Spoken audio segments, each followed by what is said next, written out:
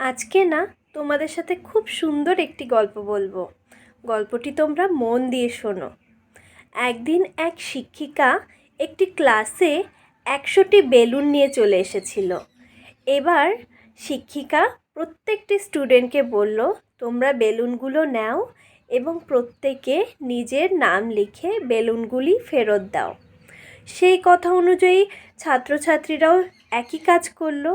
Balloon নিয়ে নিজের নাম লিখে যত্ন সহকারে শিক্ষিকাকে ফেরত দিল এবং শিক্ষিকা সেই বেলুনগুলো সব এক জায়গায় একত্রিত করে রাখলো। তারপরে শিক্ষিকা বলল, তোমরা যারা নাম লেখা বেলুনগুলো দিয়েছো সবাই যে যার নামের বেলুনগুলো এই বেলুনগুলোর মধ্যে থেকে খুঁজে নাও। শোনা মাত্রই ছাত্রছাত্রীরা কি করলো, সবাই একসাথে হুটোপুটি করে বেলুনগুলো নিতে গেল।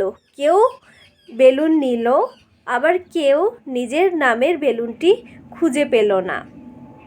তো শিক্ষিকা বলল, দাঁড়াও, এরকম হুটোপুটি করো না, তোমরা যাও এবং কিছু ছাত্র বা ছাত্রী তোমরা এখানে এসে যে যার নামের বেলুনটি পাবে তাকে তোমরা বেলুনটি ফেরত দাও।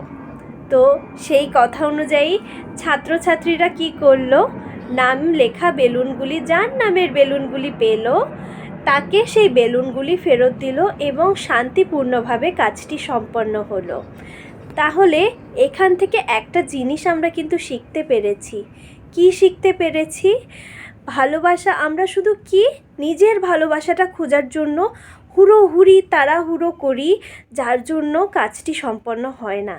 কিন্তু আমরা যদি সবার জন্য ভালোবাসাগুলো খুঁজি, মানে ভালোবাসা সবাইকে ফেরত দিই, মানে ভালোবাসা সবাইকে দিতে যাই, তাহলে কিন্তু আমরা ভালোবাসা পেয়ে যাব।